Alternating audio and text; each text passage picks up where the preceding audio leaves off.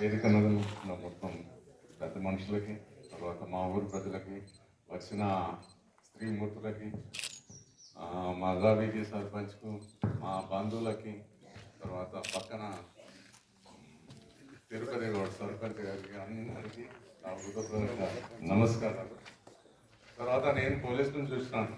మీరందరూ పెద్ద పెద్ద వాళ్ళు, చదువుకున్న వాళ్ళు, కవిత్వము, తర్వాత పోతే సాహిత్యము, ఇవన్నీ ఎక్కువ తెలుసు. నేను మాట్లాడితే బహుశా బాగుండదు, అంత స్థాయిలో నేనేం మాట్లాడలేని స్థితిలో ఉంటాను.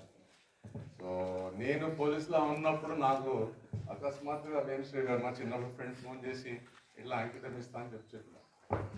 నేను అనుకున్నాను ఇంత పెద్ద పెద్ద వాళ్ళు ఉన్నాగా నన్ను ఎందుకు పిలుస్తున్నారు అని చూస్తే ఈ పుస్తకాన్ని చూసిన తర్వాత దీని క్యాప్షన్ చూసి అనుకున్నాను, ఓహో నేను చిన్నప్పుడు మా ఇద్దరు ఫ్రెండ్స్ కాబట్టి మార్పిస్తున్నారు. సో దానికి నేను నిజంగా చెప్తాను, హృదయపూర్వకంగా మీకు నమస్కారం.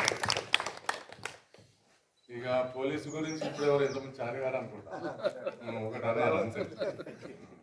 ఇక పోలీస్ అంటే ఉంటుందేమో నాకు తెలియదు, మాకు బహుశా సమాజంలో ఎప్పుడు మట్టుకు అంత లేదనుకుంటున్నాను. వాళ్ళు దేని సర్వీస్లో ఉన్నప్పుడు మట్టుకు మీరు అందరితో కొంచెం భయంకరంగానే మేము బిహేవ్ చేసేవాళ్ళం, అదే ఉంటుండే. ఇంకా ఇప్పుడు ఈ పుస్తకం గురించి అందరూ అన్ని విషయాలు చెప్పినారు, ఇక మళ్ళీ నేను చెప్పాల్సిన అవసరం ప్రత్యేకంగా లేదు. ఇప్పుడు మీ అందరికి ఎవరైతే కర్ణాటక వచ్చినారో మీరు ఆడియో స్టాఫ్ ఇంక్లూడింగ్ ఒక్కసారి ఇటువైపు చూడండి, ఎంత అత్యద్భుతంగా ఉంటుంది. ఒక్కసారి ఇదంతా మీరు చూసారనుకోండి, నిజంగా చెప్తున్నా మీరు ఈ ఊరిని మర్చిపోతారు. రకరకాల గుళ్ళు, రకరకాల కుంటలు, రకరకాల సహజంగా వచ్చిన ప్రకృతి ఇచ్చిన పర్యాటక ప్రదేశాలు ఉన్నాయి.